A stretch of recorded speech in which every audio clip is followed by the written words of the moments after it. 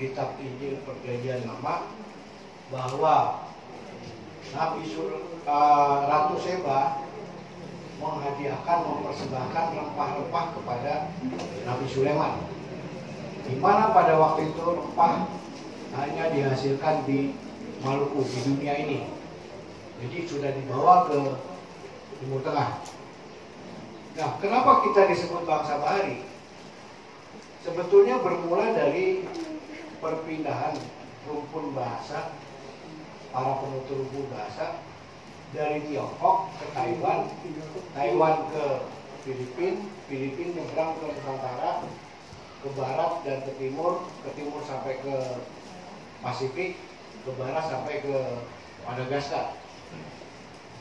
Nah, mereka itulah yang termasuk bangsa bahari yang kemudian menempati tempat-tempat di Nusantara ini.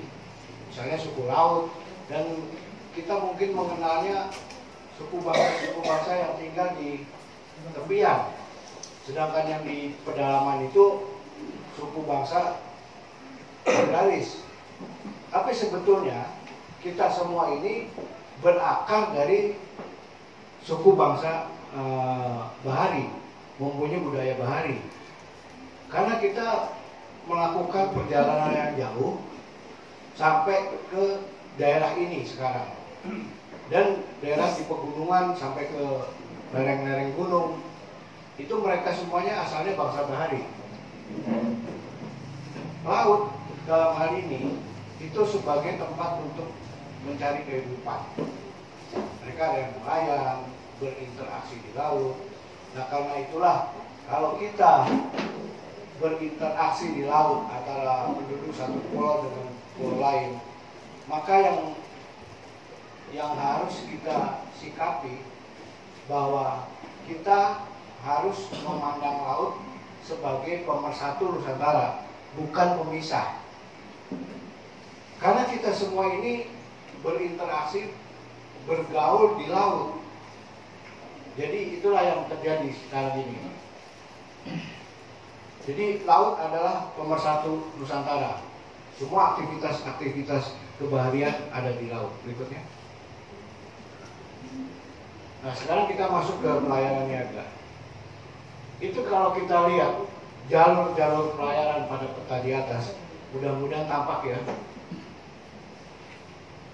Itu semua bermula dari Maluku, karena disitulah sumber penghasilan para pedagang yang ada di Nusantara, di India, di Arab, di Timur Tengah dan sebagainya, sampai di Tiongkok pun lewat Laut Jawa, yang sebetulnya mereka bisa melakukan dari Tiongkok melalui Kalimantan Utara sampai ke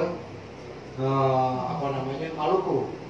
Tapi aturan pada masa lalu tidak memungkinkan mereka itu ambil langsung ke Maluku.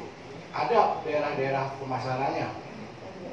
Nah, di sini sebuah berita menceritakan tentang seorang saudagar dari Maluku, dari itu melakukan perjalanan ke Jawa, ke Gresik, ke Tuban, ke Jepara.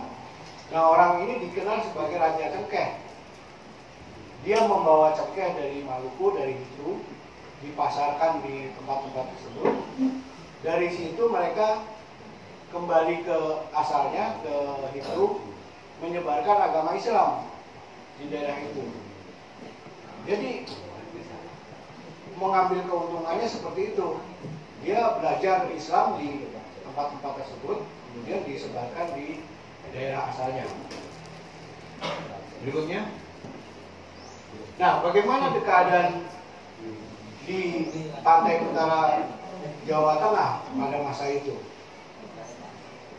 Ada yang langsung dari atas, ada yang langsung melalui Selat Muria, di mana pada waktu itu Gunung Muria masih misah dengan Jawa. Dia melalui Selat Muria, di situ ada Pulau Lasem, di mana di situ juga ada Gunung Lasem. Mungkin di situ mereka berlabuh. kemudian melalui Selat Muria, di situ ada Medang Kamulan, kemudian ada Prawoto yang kita kenal pada masa Kesultanan Demak. Itu. Nah, Medang Kamulan ini mungkin di antara Bapak dan Ibu di sini itu mengenal bahwa Medang Kamulan itu adalah sebagai suatu kerajaan agraris. Karena pusatnya itu di daerah sekitar Magelang, Borobudur dan sebagainya. Mungkin ya. Yang awalnya sebetulnya Bahari, karena letaknya di pinggir dari Selat Muria. Nah, meskipun mereka itu telah beribu kota di pedalaman di sekitar Borobudur dan sebagainya itu Prambanan, mereka masih mengenal perdagangan jarak jauh. Jadi kalau kita lihat lokasi Medang Kamulan di tepi sebuah selat, ya,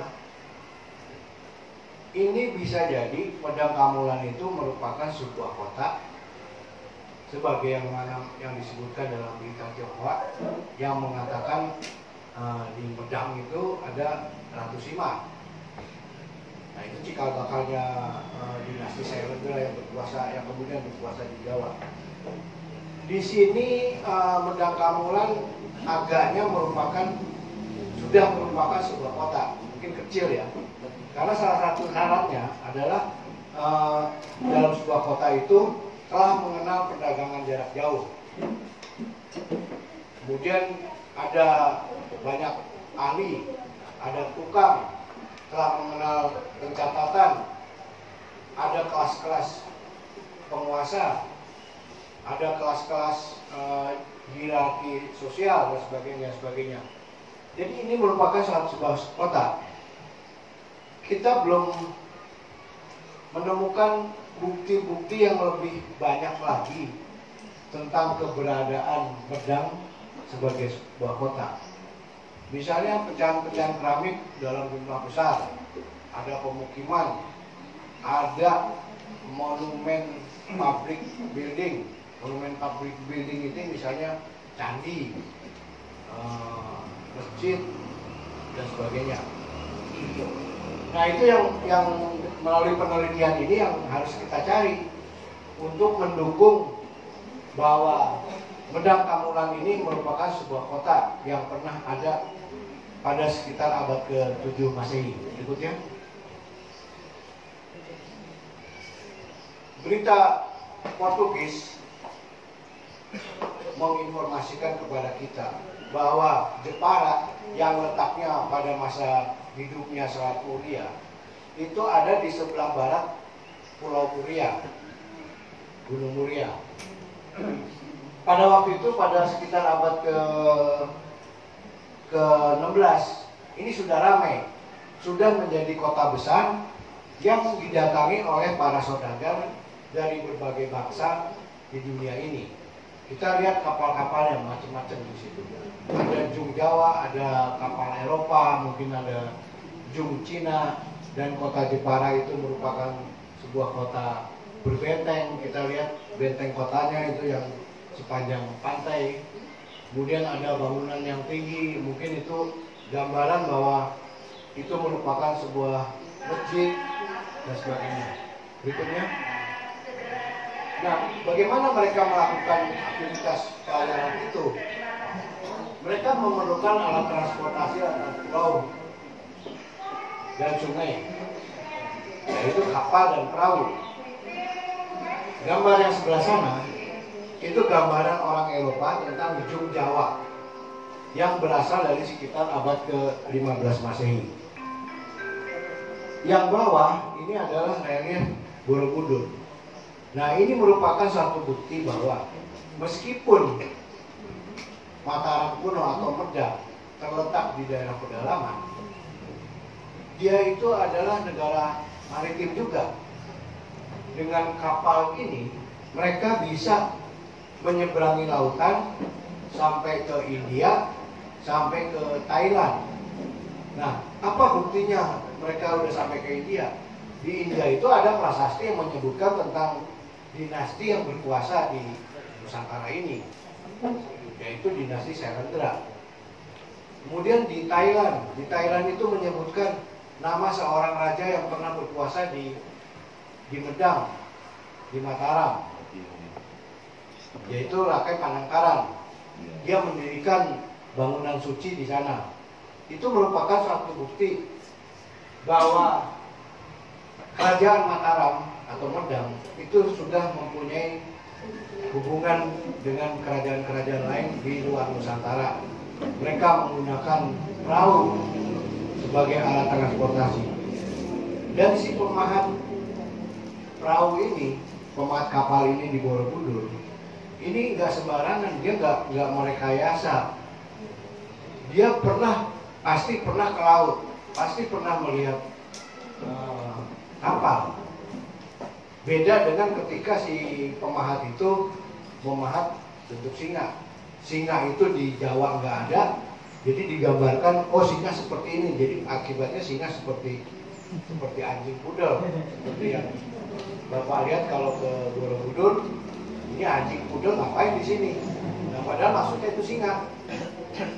Karena lingkungan tempat si pemahat itu nggak ada singa, ya ngarang aja seperti itu.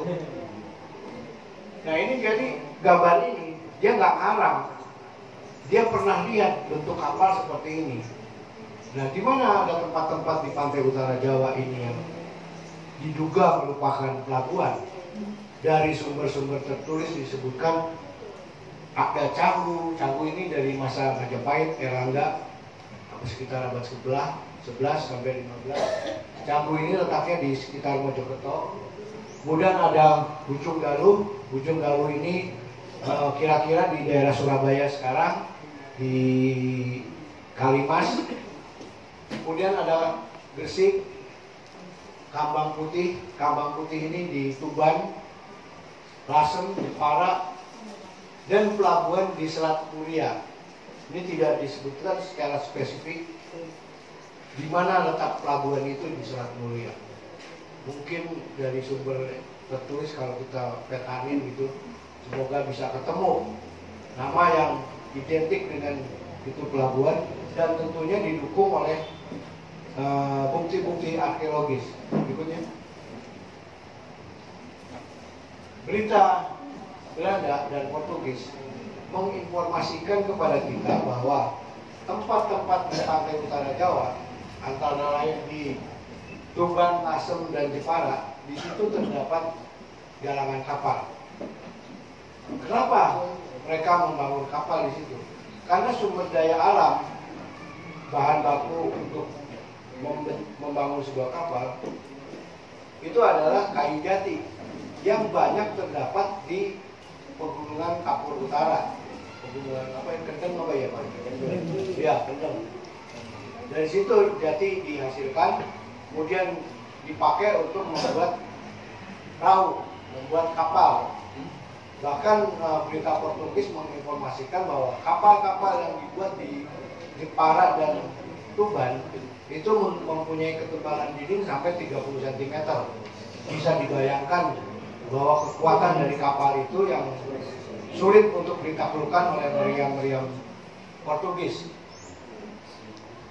Nah, ini disebutkan juga bentuk jung Jawa dan kapal-kapal Eropa berbeda dengan kapal-kapal yang ada di sini. Berikutnya, ini teknologinya. Teknologi yang umum kita temukan yaitu dikerok. Sebuah batang kayu yang besar dikerok bagian tengahnya sehingga seperti bentuk itu.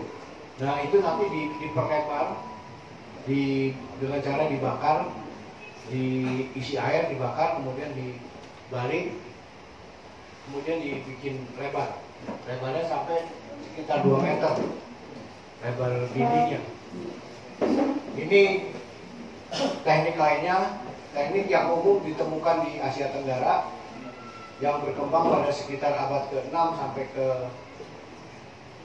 9 Masehi, 9 atau 10 Masehi, seperti perahu Borobudur tadi. Itu teknologinya seperti ini. Ini yang ditemukan di dasar laut perairan Cirebon, dipakai dengan teknik papan ikat dan kupingan pengikat. Jadi kalau mau nyambung papan-papan kayu itu diikat dengan tali hidup, diperkuat dengan pasak, kemudian supaya jangan bocor dilumuri damar di antara papan itu. Ini tali hidup di sini disilang-silang untuk memperkuat, di dalamnya ini pasak-pasak kayu. Berikutnya, itu yang di Kunjulharjo. Ini bentuk perahu yang Asia Tenggara yang paling lengkap yang pernah ditemukan.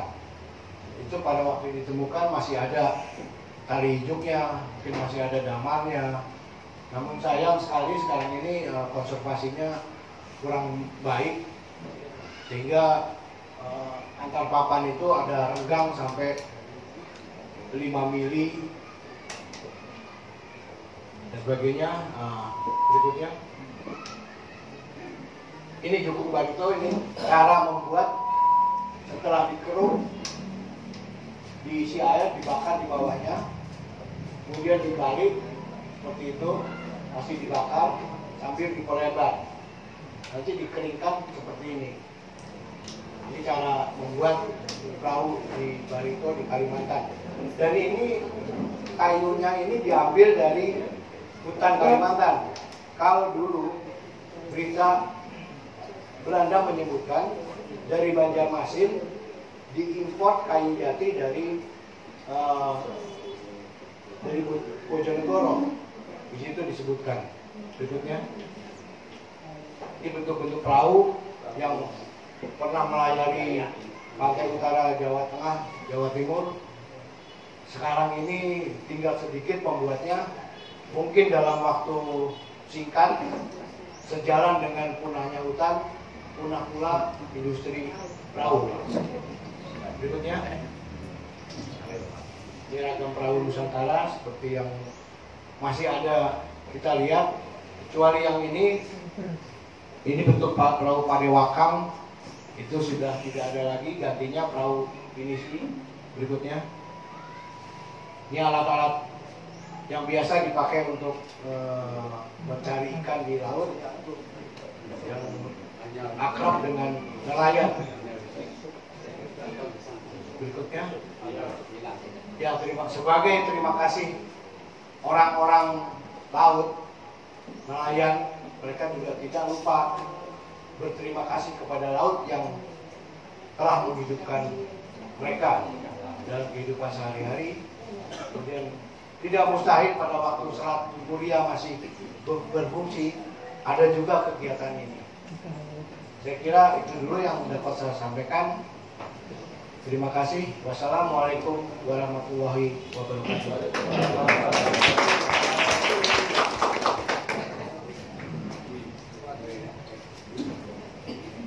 Terima kasih Pak Tommy. Pak Tommy telah memaparkan tentang budaya bahari pada masa lalu. Di kita sekarang ini sebenarnya